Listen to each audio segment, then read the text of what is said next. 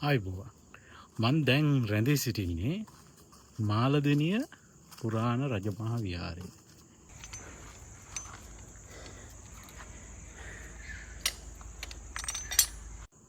මේ විහාරය පිහිටලා තියෙන්නේ මේ ගල්ලෙනේ. ඉතින් ඒ ගමනත් හරි. මාලදිනිය පන්සලට ආවට පස්සේ මේ ආවාසගේ තමයි ඉස්සෙල්ලාම දකින්න ලැබෙන්නේ. ඊට පස්සේ මේ බණ මඩුව අපිට දැක ගන්න පුළුවන්. ඊට කලින් මෙන්න මේ බුදු කුටිය ලස්සනට අපිට දැක ගන්න පුළුවන්. ඉතින් මේ බුදු කුටිය දැකගෙන අපි ගමන ආරම්භ කරනවා මෙන්න මේ පඩිපෙළ ඔස්සේ. ඉතින් මේ විදිහට උඩහට යනකොට අපට ඈතින් පේනවා කඳු මුදුනට මේ විහාරගේ සහ බොමඩුව පිහිටා තිබෙන ගල මුදුනට යෑමට ඇති පඩිපෙළ. මේ පඩිපෙළ ඔස්සේ තමයි ඉහළ විහාරයට යන්නට තියෙන්නේ. ඉතින් මේ හරිය ගිනි අවුවේ ඇවිල්ලා මේ හරියට ආවට පස්සේ ඇඟට පුදුමාකාර සිසිලසක් දැනුණා. ඒ විතරක් නෙවෙයි ගතටත් වගේම සිතටත් මාර විදියට සැනසීමක් දැනුණා. ඉතින් මේ පඩිපෙළ සහිත ගමන් මාර්ගය ඔස්සේ තමයි මා මේ ගමන් කරන්නේ.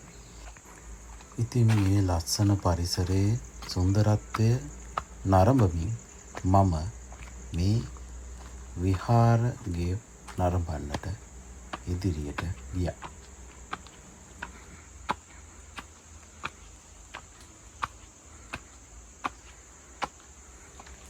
කාලෙකින් මේ වගේ පඩිපෙළක් නගින නිසා ටිකක් මහන්සියකුත් දැනුණා.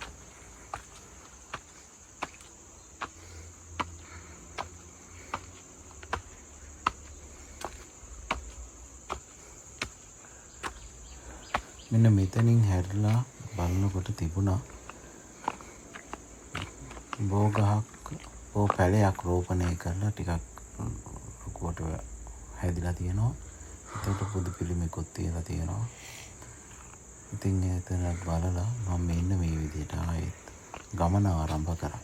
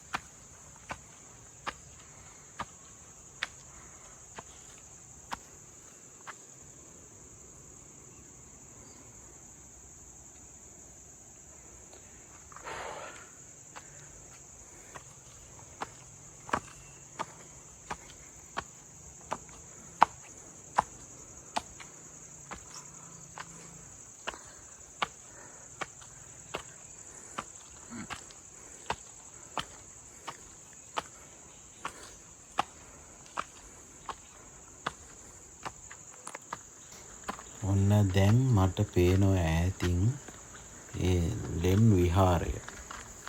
මේ පඩිපෙළ මුදුනේ ඈතින් පේන්න තියෙනවා.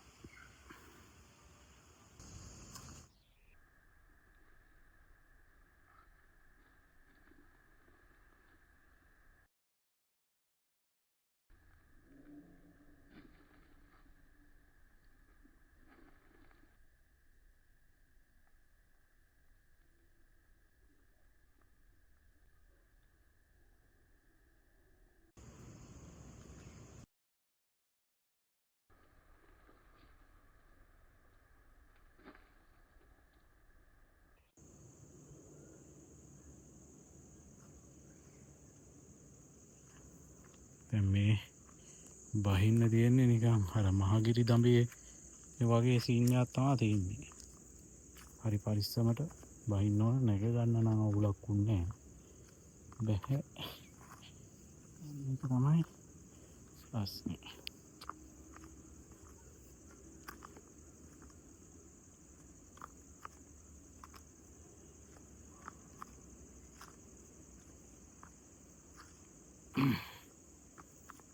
ඒක දියසෙවල බැඳලා තියෙන පඩිපෙළ වල මම පෙන්නන්න ගලේම සමහර තැන්වල ගලේම තමයි පඩිපෙළ කොහොම හදලා තියෙන්නේ.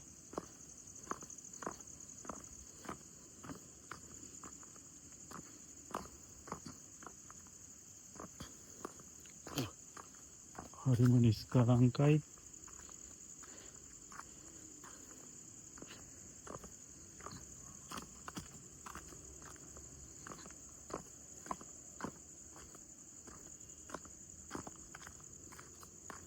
ඔය දවසට හරි සෙම්පිගේ ඉන්නවා ඇති මෙතන.